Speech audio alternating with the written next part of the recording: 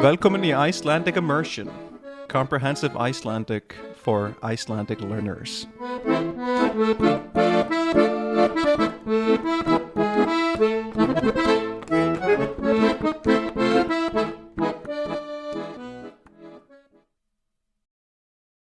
Góðan dag og verður velkomin í þátt númer 39 af þessu hlaðvarpi.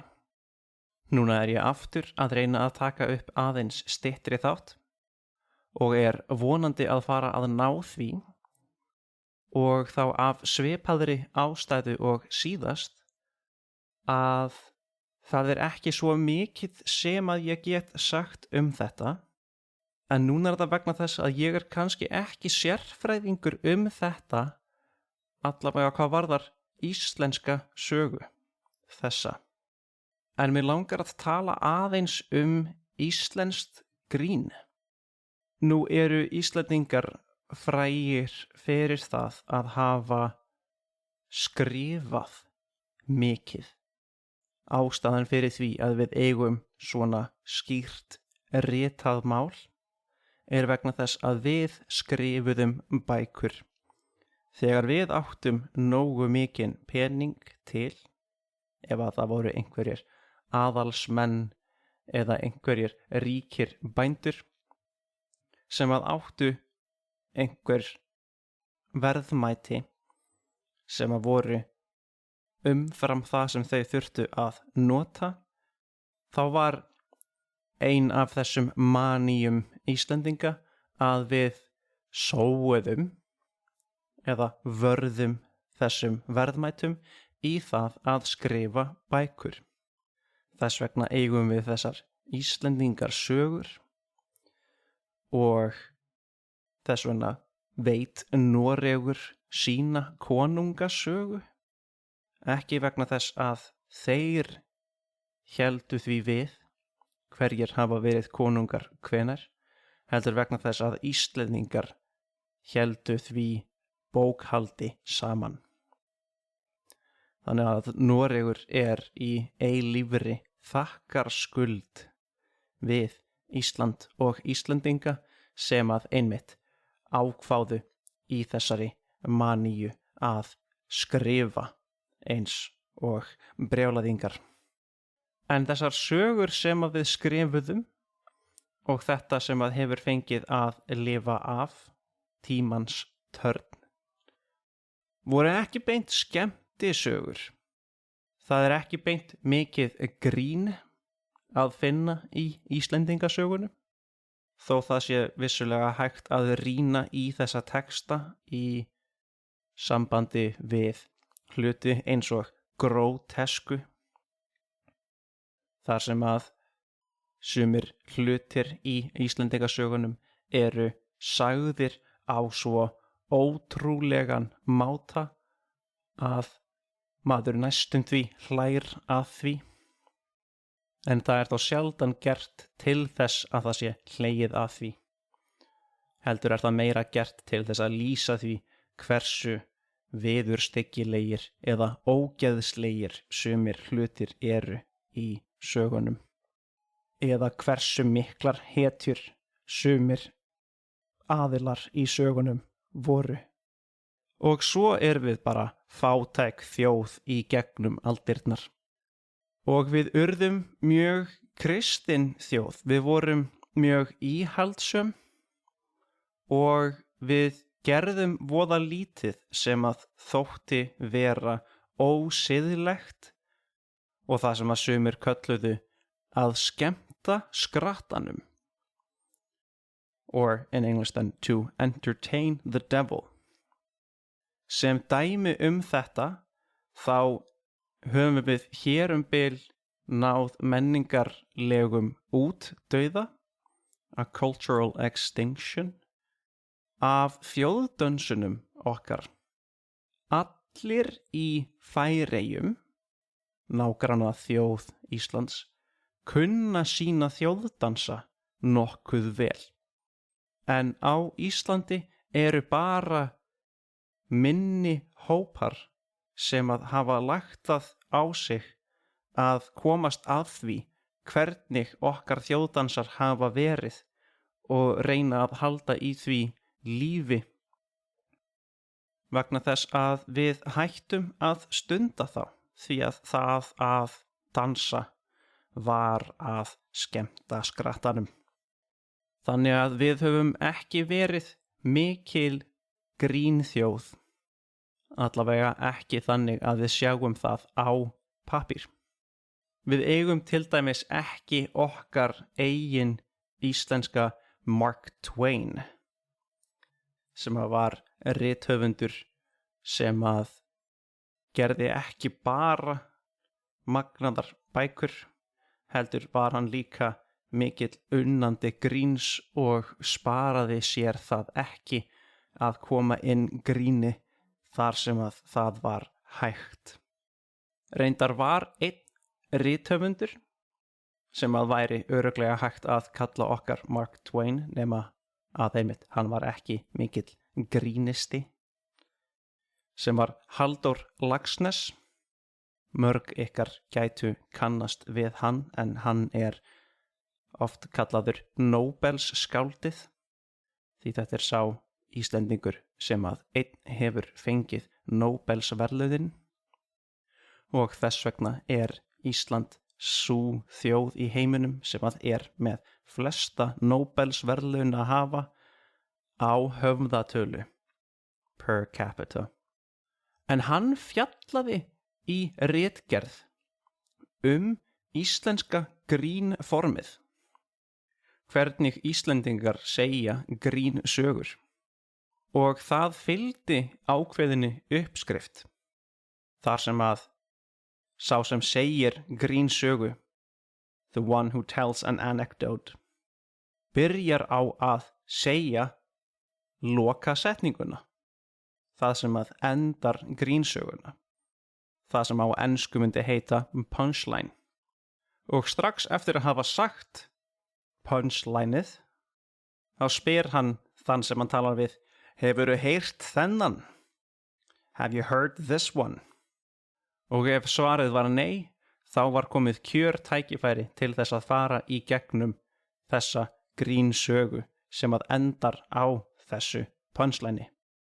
Þannig að þarna hefur allavega verið orðið staðfest og skjalfest að Íslendingar stunduðu grínsagna frásagnir á þessum tíma, en þetta þá í upphafi 20. aldar. Uppistandsformið, það að segja sú listgrein, ef svo mætti kalla, hefur ekki náð jafn miklum sessi á Íslandi eins og það hefur gert í Bandaríkjunum og svo sérstaklega í Bretlandi. Þar sem að einn stendur á sviði fyrir framan áheyrendur og flytur grínefni í ákveðin tíma eins og ákveðin tónlistarflutningur nema í grínformi. Það hefur þó aðeins breyst. Það eru til aðilar sem að eru að ná að verða vinsælir bæði allt Ísland og að byrja að komast út í heim. En við erum greinilega ennþá á byrjunarþrepunum miðað við hvað aðrir úti í heimi hafa náð að gera í framleiðinni, in their productivity. En við urðum ágætlega góð í smá þáttagríni sem að allt of íslensk leið til þess að segja sketch comedy.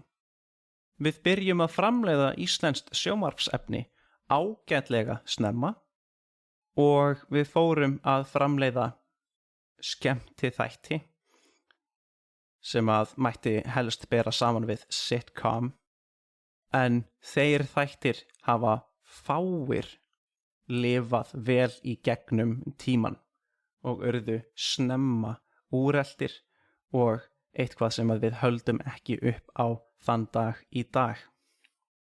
Það hefur þó annarkvort verið grín sem að ekki stenst jafn vel í dag, eða að það hefur verið uppbyggt á hlutum sem á okkur þykir ekki endilega skemmtilegir í dag. En það er einn þáttur sem að ég myndi mæla sérstaklega með fyrir þá sem að eru að læra íslensku, af því þetta eru þættir sem að eru framleiddir þegar að við kunnum aðeins betur að framleiða sjónvarp, erum orðin betri í að taka upp þætti og þeir sem að eru grínistarnir í þessum þáttum eru margir hverjir menntaðir leikarar og þá einmitt leikhúsleikarar og ná að vinna með eitthvað sem að mér þykir einstakt, sem að er að taka sér tíma og jafnvel of mikinn tíma til þess að skila því mjög skýrt frá sér hvað er verið að segja eða hvað gerist. Þetta blandast inn í íslenska kvikmyndasögu, en íslenska kvikmyndalistin og kvikmyndastíllinn endaði á að vera mjög svipaður því hvernig við förum með tungumálið okkar, þar sem að við reynum að meina mjög mikið með því að segja frekar lítið. Í dag myndu gamlar íslenskar bíómyndir þykja langdregnar og stundum þurrar eða hreinlega leiðinlegar, en þar lifir oft íslensk náttúra og landslög miklu lífi og stundum mikið úr því gert að leyfa lifandi málverki að lifa. Þannig að þetta tempó, þessi hraði sem við fáum úr íslensku kvikmyndalistinni parast saman við framsöguhátt, the projectability af íslenskum leikurum og grínustum sem að koma saman og búa til þessa þætti sem að heita Fóstbræður. En þetta eru þættir sem að eru gerðir í cirka 5 seríum að mig minnir og þeir eru eiginlega allir ágætlega hægir og í gegnum mjög litlar hreyfingar og nokkuð fá orð nær þessi hópur grínista að búa til sketsa sem að allir á Íslandi þekkja enn þann dag í dag og lifir enn með þjóðinni.